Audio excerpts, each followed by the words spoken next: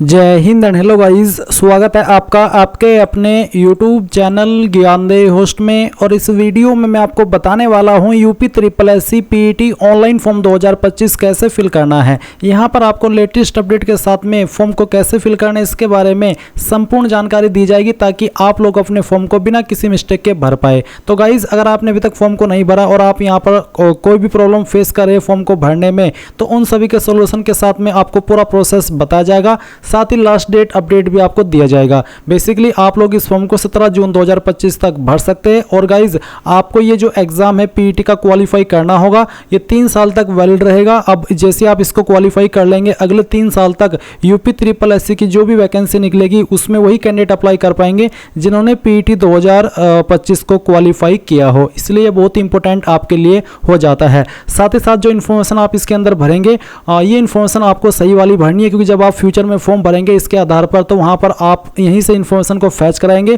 और उस इन्फॉर्मेशन को आप एडिट भी नहीं कर सकते। इसलिए बहुत ही सावधानी से आपको इस फॉर्म को भरना है, एक एक जानकारी को बहुत ही अच्छे तरीके से चेक करते हुए। अब चलिए यहाँ पर मैं आपको बहुत ही अच्छे से बताता हूँ कि कैसे आपको भरना है। अगर आप ऑलरेडी रजिस्टर्ड कैंडिडेट है, आपके सामने कुछ ऐसा एरर आ रहा है, वो आपको बताया जाएगा कि कैसे आप सोल्व करेंगे। फोटो साइन अपलोड नहीं हो रहा है, पेमेंट नहीं हो रहा है, प्रिंट नहीं लिया जा रहा है, संपूर्ण इन्फॉर्मेशन इस सिंगल वीडियो के अंदर आपको मिलेगी। वीडियो को स्किप किए बिना पूरा आपको देखना होगा। अब अगर आपने अभी तक वीडियो को लाइक शेयर न किया हो कर देना और चैनल को जरूर सब्सक्राइब कर लेना। उसके बाद में जो लिंक वीडियो के डिस्क्रिप्शन में दिया है आप ओपन करेंगे, आपको यहां पर जानने को मिलेगा 17 जून 2025 तक फॉर्म को भर सकते हैं। 10वीं पास कैंडिडेट अप्लाई कर सकते हैं। एज लिमिट आपकी 18 से 40 साल के बीच रखी गई है। एंड यहाँ पर गाइज मैंने एक स्पेशल वीडियो आपके लिए बनाई थी जिसमें कि मैंने इन सभी क्वेश्चन के आंसर किए हैं, जो कि आप वीडियो में देख सकते हैं। तो अगर आपको इनमें से कोई भी क्वेश्चन है, आप डिटेल में लाइव उसका सोल्यूशन चाहते हैं, तो इस वीडियो को वॉच कर लेना। और अगर आप फोटो साइन में कोई हेल्प चाहते हैं, फोटो साइन सही से अपलोड नहीं हो रहा है, उसमें कोई इशू आ रहा है, मोबाइल से नहीं हो रहा है, ये नहीं पता कि कैसे बनाना है, तो उसके लिए आप इस वीडियो को वॉच कर सकते हैं। इसके बाद आप इंपॉर्टेंट लिंक के सेक्शन में आएंगे और अप्लाइंग ऑनलाइन लिंक ओपन करेंगे। आपके सामने यूपी ट्रिपल एससी की ऑफिशियल वेबसाइट आ जाएगी।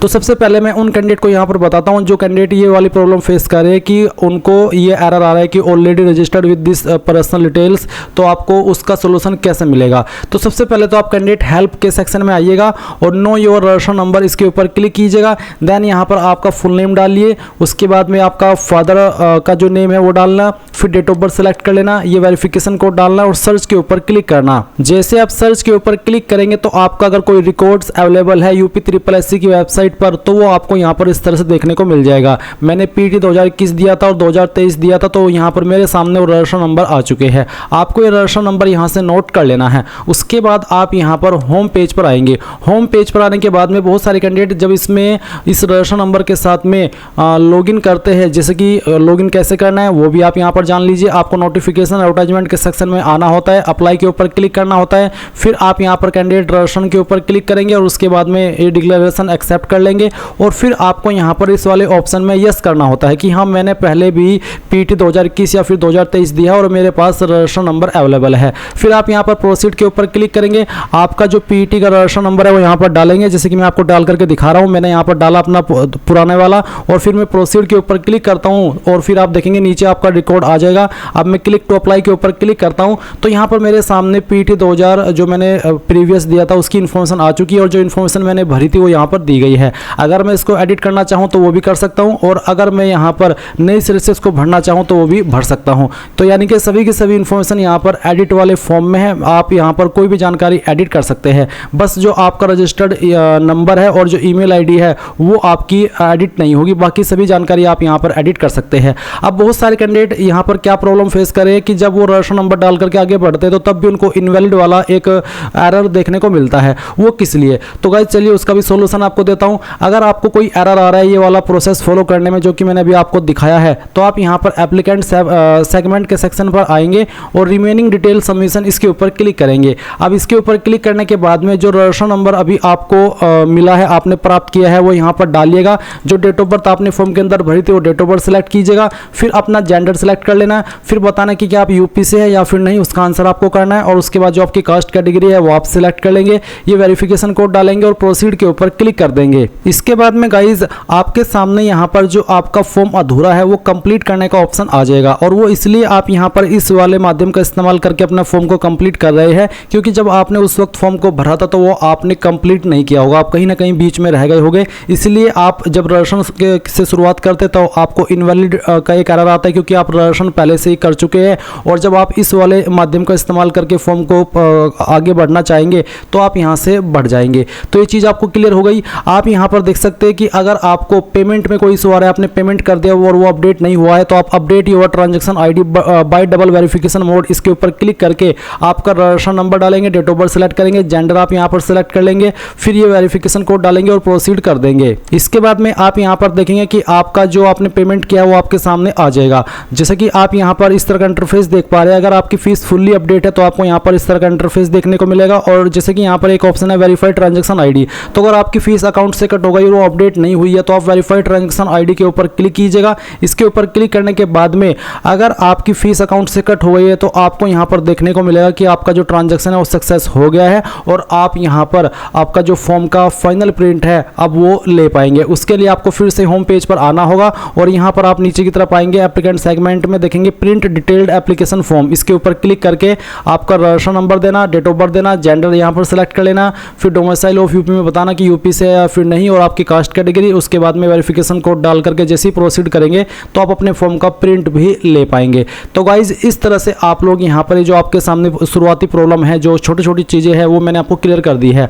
अब अगर आपने अभी तक इस वेबसाइट का इस्तेमाल करके कोई भी फॉर्म नहीं भरा, पहली बार आप फॉर्म भर रहे हैं, तो आप कैसे कंप्लीट करेंगे? इसके लिए गाइज आप नोटिफिकेशन एडवर्टाइजमेंट के सेक्शन पर आएंगे, यहाँ पर आपको अप्लाई के ऊपर क्लिक करना है और फिर कैंडिडेट रजिस्ट्रेशन इसके अंदर क्लिक कर देना है। फिर I accept the about declaration, यहाँ पर इसको टिक करके आई एक्सेप्ट करना है। अब ये वही सवाल है कि क्या आपने पीईटी 2021 या फिर 2023 दिया है और आपके पास क्या वो नंबर अवेलेबल है।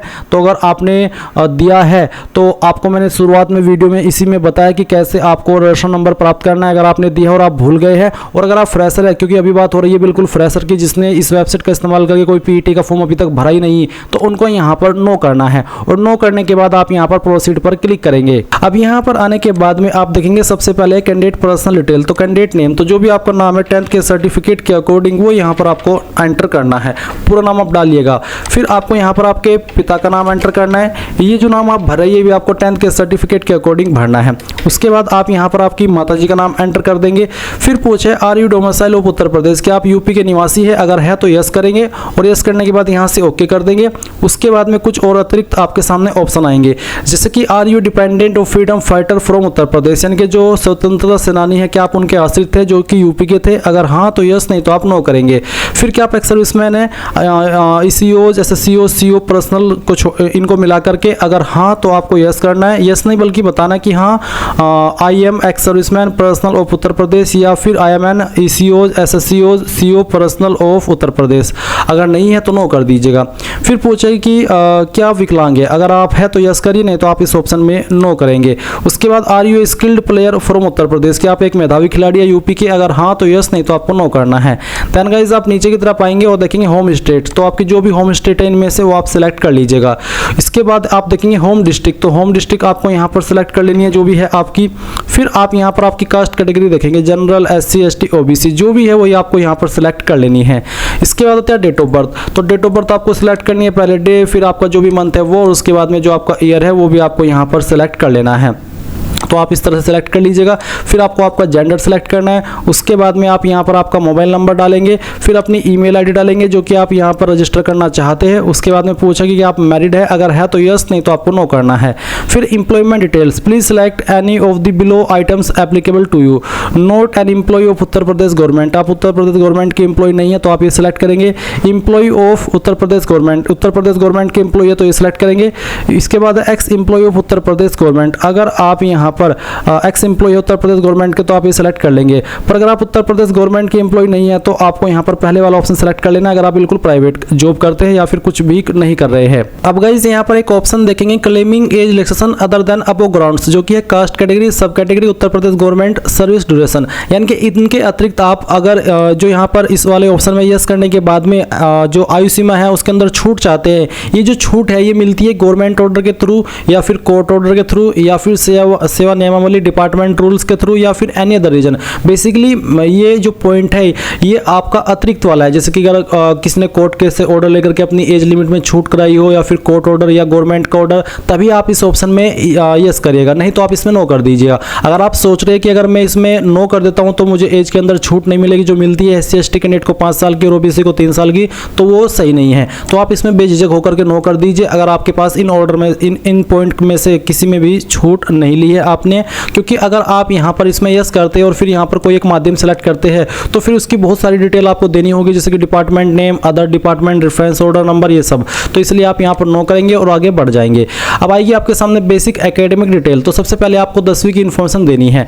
10वीं आपने आपकी किस बोर्ड से की है वो बोर्ड आपको सेलेक्ट कर लेना है। अगर आपका बोर्ड इसमें नहीं है तो आप यहाँ पर अदर बोर्ड सेलेक्ट कर लेंगे। तो मेरा बोर्ड इसमें है, मैं यहाँ से अपना बोर्ड सेलेक्ट कर लेता हूँ। उसके बाद में यहाँ पर आता है ईयर ऑफ पासिंग, यानी कि किस साल के अंदर आपने आपकी क्वालिफिकेशन पास की है वो साल भी आपको यहाँ पर सेलेक्ट कर लेना है। फिर आपको हाई स्कूल का रोल नंबर क्या आता है वो यहाँ पर एंटर कर देना है। देन गाइज यहाँ पर पूछे परसेंटेज सिस्टम, ग्रेड सिस्टम, तो किसके अंदर आपके नंबर थे, परसेंटेज या ग्रेड, तो जो भी था वो आप सेलेक्ट कर लीजिए। मेरा परसेंटेज है, मैंने परसेंटेज सेलेक्ट किया। अब आपको बताना कि कितने नंबर आपको आए थे। जितने भी नंबर आपको आए थे वो आप यहाँ पर डाल देंगे और कितने में सही थे वो आप टोटल मार्क्स के अंदर एंटर कर देंगे। फिर आपकी यहाँ पर परसेंटेज कैलकुलेट ऑटोमेटिकली हो जाएगी।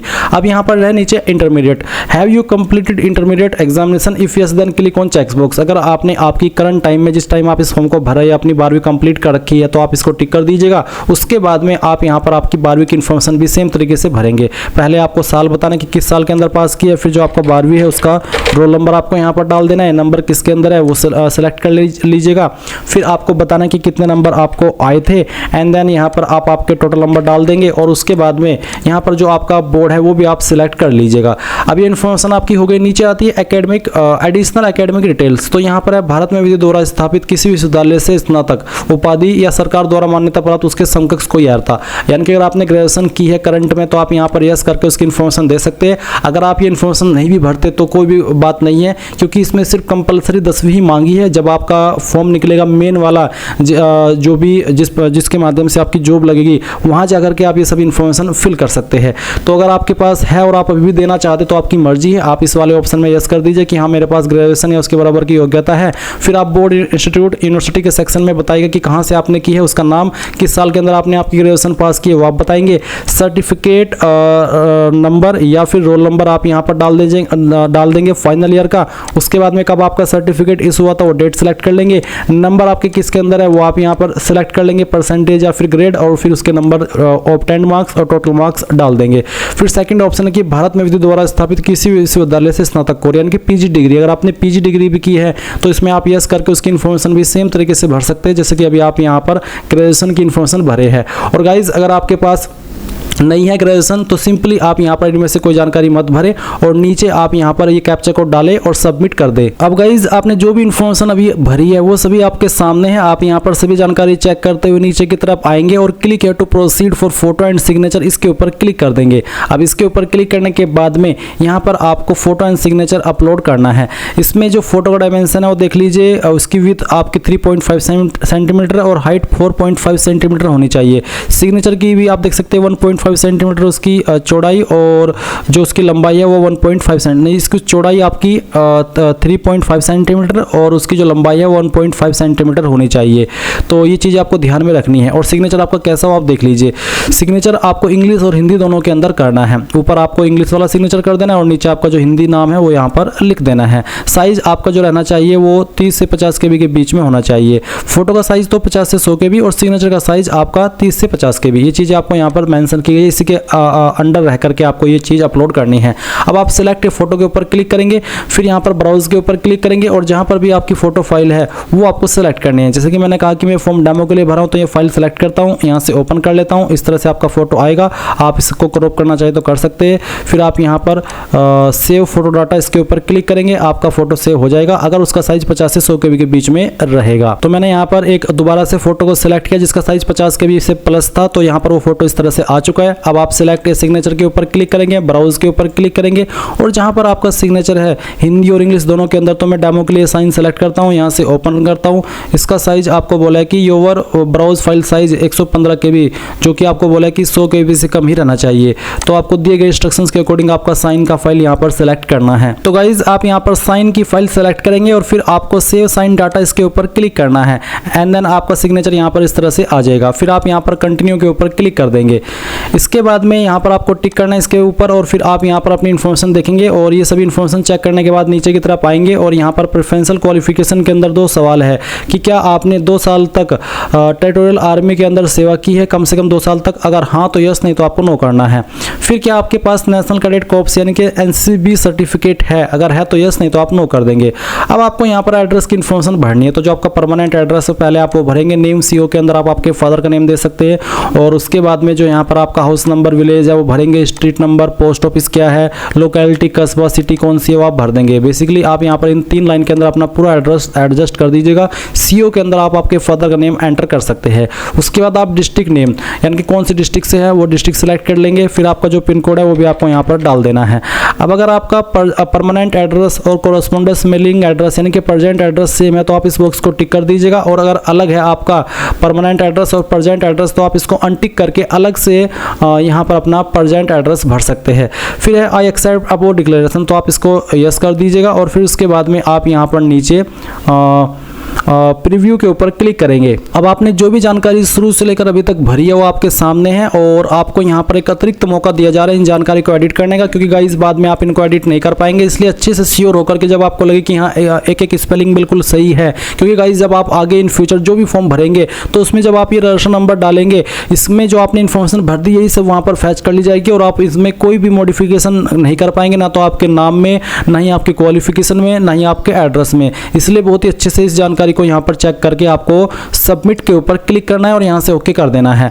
अब इसके बाद आपके सामने आपकी फीस का अमाउंट आएगा, आप क्लिक या टू पे द रिक्वायर्ड फीस के ऊपर क्लिक कर दीजिएगा एंड देन इस तरह का इंटरफेस आएगा। अब आपको यहाँ पर स्टेट बैंक ऑफ इंडिया ये सिलेक्ट करना है, यहाँ पर टिक करना है और उसके बाद प्रोसीड फॉर फ्री डिपोजिशन के ऊपर क्लिक करके यहाँ से प्रोसीड कर देना है। अब आपको पेमेंट के पेज पर ट्रांसफर कर दी है। आप आपकी एप्लीकेशन फीस यहाँ पर इनमें से किसी भी माध्यम का इस्तेमाल करके जमा कर पाएंगे। जो भी आप यहाँ पर माध्यम सेलेक्ट कर लेते हैं फिर आप यहाँ पर पे नाउ के ऊपर क्लिक कीजिएगा। पे नाउ के ऊपर क्लिक करने के बाद आपके सामने इस तरह से QR कोड आ जाएगा। आप इसको स्कैन करके अपनी फीस जमा कर दीजिएगा। जैसे ही आपकी फीस जमा हो जाएगी तो आप अपने फॉर्म का फाइनल प्रिंट आउट ले पाएंगे। बाय चांस गाइज अगर आपकी फीस बीच में ही अटक जाती है, अपडेट नहीं होती, ना ये बैंक से कटती है, बैंक से कटती है पर वेबसाइट के ऊपर अपडेट नहीं होती, या फिर बीच में आपको कुछ एरर आ जाता है और आप आगे नहीं बढ़ सकते, तो आप क्या करेंगे ऐसे सिचुएशन में? जो लिंक मैंने आपको इस वीडियो के डिस्क्रिप्शन में दिया हुआ है आप ओपन करेंगे, इसको अप्लाई ऑनलाइन को फिर से ओपन कर लेंगे एंड देन यहाँ पर आएंगे तो आप देखेंगे इसमें कई सारे ऑप्शन है जैसे कैंडिडेट हेल्प का, तो यहाँ पर know your registration number, know your roll number इसके ऑप्शन है। फिर आप यहाँ पर ऑनलाइन फॉर्म सबमिशन में देख सकते हैं एप्लीकेशन फी डिपोजिशन, यानी कि अगर फीस नहीं पे हो पाती तो आप एप्लीकेशन फी डिपोजिशन इसके ऊपर क्लिक करके यहाँ पर आपका रजिस्ट्रेशन नंबर देंगे जो आपको मैसेज के माध्यम से ऑलरेडी मिल चुका है। फिर डेट ऑफ बर्थ सिलेक्ट कर लेंगे जो फॉर्म में भरी है, फिर अपना जेंडर, उसके बाद में आर डोमिसाइल ऑफ यूपी में बताएंगे कि आप यूपी से है या फिर नहीं, अगर है तो आपकी कैटेगरी, और फिर वेरिफिकेशन कोड डाल करके जैसे ही प्रोसीड करेंगे तो आप यहाँ पर डायरेक्टली अपनी फीस पे कर सकते हैं। और गाइज अगर आपका फॉर्म बीच में रह गया, फीस तक भी आप नहीं पहुंचे, तो आप रिमेनिंग डिटेल सबमिशन के ऊपर क्लिक करेंगे और यहाँ पर रजिस्ट्रेशन नंबर डालेंगे, डेट ऑफ बर्थ सेलेक्ट करेंगे, सेम इन्फॉर्मेशन डालने के बाद प्रोसीड करेंगे। तो जो आपका फॉर्म अधूरा है वो आप यहाँ पर अपनी इन्फॉर्मेशन दे करके कंप्लीट कर सकते हैं। और अगर आप यहाँ पर इसमें अपना जो फोटो साइन है वो अपलोड नहीं कर पाए थे, उसमें कोई एरर आ गया था, तो आप फोटो विद सिग्नेचर अपलोडिंग इसके ऊपर क्लिक करके आपका जो फोटो सिग्नेचर है वो भी अपलोड कर सकते हैं। Print detailed application form, print नहीं ले पाए थे अपने फॉर्म का, तो प्रिंट डिटेल्ड एप्लीकेशन फॉर्म के ऊपर क्लिक करके ये इन्फॉर्मेशन दे करके आप अपने फॉर्म का प्रिंट ले सकते हैं। तो बेसिकली सब चीज़ें यहाँ से आप हैंडल कर सकते हैं अगर कोई भी एरर आ जाता है।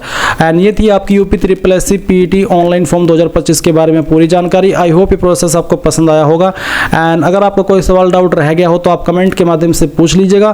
Thanks for watching. जय हिंद।